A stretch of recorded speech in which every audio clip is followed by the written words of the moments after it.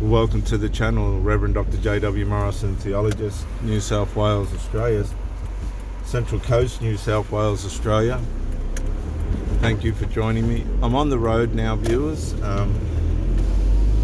just running around doing some stuff. So I thought I'd do a quick video on effort, and effort starts with ourselves. It could be as simple as getting up and making your bed of a morning. Effort, something that is being undermined out of the modern day mentality. There are a group of sports people that have been raised to understand effort, and effort is something really valuable today. You'll notice that people that live near beaches and things like that, the young surfer guys, it sounds, rebellious and that, but these guys have got a really good starting point to launch themselves into life with the effort that they make to surf. Being an old surfer myself, I used to surf. I wore my shoulders out swimming and surfing. It gives you a platform of how to understand what the disciplines are to stay fit, stay well, because surfing requires you to know and listen to your body, to know how it's going, to know how it's reacting, how you're performing, what you're eating. It takes effort. Surfing takes effort. The other side of surfing, just as an example, is the instinctual fears and challenges that you face by paddling out into the ocean. The fear of sharks, the fear of injury, the fear of the waves. The size of the waves at times can be quite confronting. The fear of the other things that happen in the ocean, like jelly blubbers, blue bottles, the big stingers. Surfing comes with a lot of challenges, but the challenges are developing. They develop you into understanding that if you make certain efforts in life, if you learn certain disciplines and apply them, if you are consistent and you want to learn and understand your craft, if you want to try and stay straight through life. I've known a lot of surfers that got on drugs and things and they just went by the wayside because it attacks your health. It attacks your mental health, your mental perception, the way it attacks your judgments and how you're going to approach things. And when you're surfing or motorcycling's another one where you need your mind, you need your wits. You can't afford to play with your mind. It's just not a good idea. It's just something that you don't want to do. You don't want to mess with your mind. And that takes effort. Today it takes effort because it's too easy to infiltrate your mind with things that are going to appear to make life easier for you, to take away the pain. But what you'll find is the more these things get used, the more these substances and alcohol and things like this get used, the more trouble they are to your life. I've watched it as a young man. I've seen the relationships get ruined. I've seen people shoot themselves. I've seen it with my own two eyes. Serious motorcycle accidents resulting in death and critical injury, and just carnage. Like these people change, they take too much of the drug and then they've changed. And some people just do not find their way out of this way of life, so they're not making the effort. And a relationship takes effort. But it's a beautiful journey. The effort's worth it. It's like a surfer. If you make the effort and you're out there and it's 10 foot plus and you're with the top of the top and you get one of those waves, man, it's got one or two things going to happen. When you're sitting out there and the water's moving in such high volumes and you're at the mercy of the elements, you could get attacked by a shark at any second. And then a set comes you've got to position yourself. You've got to make the effort to be able to read what way the swell's moving as it's approaching, what position you're going to be in for the best way to take off, and executing the takeoff under duress. Because when you're paddling for a wave, it all looks easy, but it's all happening. And once you make that drop, you get the reward. You get the reward of what that wave is going to bring to you.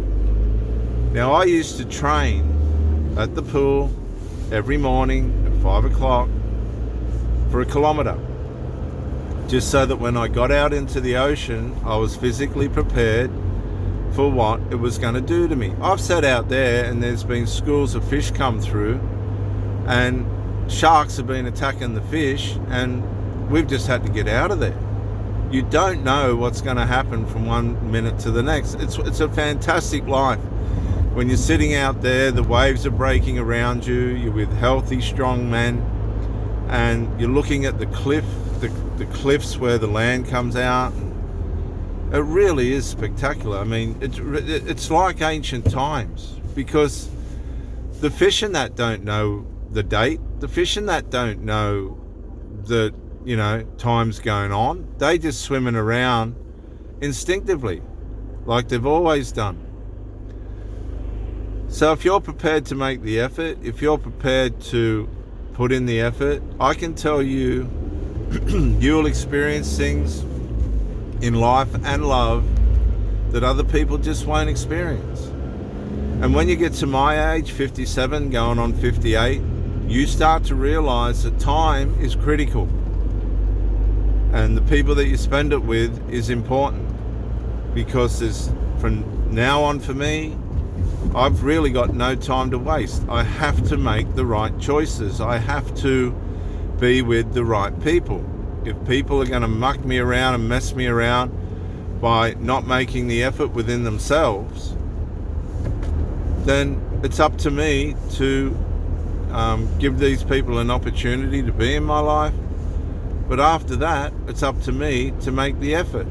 To make the effort that I've got the right people around me that really want to get into it and love and be strong and fit and loving, not judgmental and narcissistic or covert narcissistic. And this is the way to go, I'm telling you. But time can run out. It really can, and it runs out fast. I can remember, it's like yesterday, thousands of hours of surfing. And I was just saying to my sons yesterday, I've been riding these mountains here in Gosford since the age of 11. I'm now 57. I'm still riding those roads. I ride them no-handed. I've been blessed with the place where I've been given to live. I've been absolutely blessed. And the people that I've been able to share experiences with, even though we're not together now, I've been blessed. And I'm sure I've blessed them. One way or another, I've blessed them. And you know what? If they don't want to learn the lessons from knowing me and being with me, that's on them. That's on them, because I learnt my lessons from them. So relationships take effort, they take discipline, they take foresight, they take consideration, they take patience, they take virtue. You have to turn up with your virtues and present yourself in a way in which you can be honored. That's what relationships are about. They're not just willy-nilly, wham bam thank you man, because everything is consequential. Everything has a consequence, and relationships are probably one of the most consequential things you'll be involved in. Well, you might say, well, a casual fling's not a relationship. Maybe not, but it's still a union, and it still has the impacts that come with that, the psychological, physical, mental, emotional impacts that come with that. It's always consequential. If you're prepared to make the effort to be integral towards yourself, moral towards yourself, as I said, it could be as simple as starting out by making your bed, cleaning your bedroom, eating a proper brekkie, and then applying yourself at work, you can micro incrementally improve your life and turn it around much easier than you think. And I want to encourage you to do that. I want to encourage you to embrace that and to be strong. Get some worth on yourself. Have the discipline to have worth for yourself. Start with that. And the rest will follow, I'm telling you. Micro incremental steps forward. Have one less cigarette. Have one less drink. Have one less cone. Eat a little bit less, or eat a little bit better. Go for a little walk, then a bigger walk, then a little walk. You know, we put too many expectations on ourselves sometimes, and it's the little things that make the big differences. The little things that make the big differences. Start going to bed earlier. Work out what's disrupting your sleep, and bit by bit get your sleep back. Bit by bit get your mind back. Bit by bit get yourself back. These are the things that matter. This is Reverend Dr. J.W. Morrison, theologist, New South Wales, Australia, Central Coast, New South Wales, Australia. Thank you for joining me, and bye for now.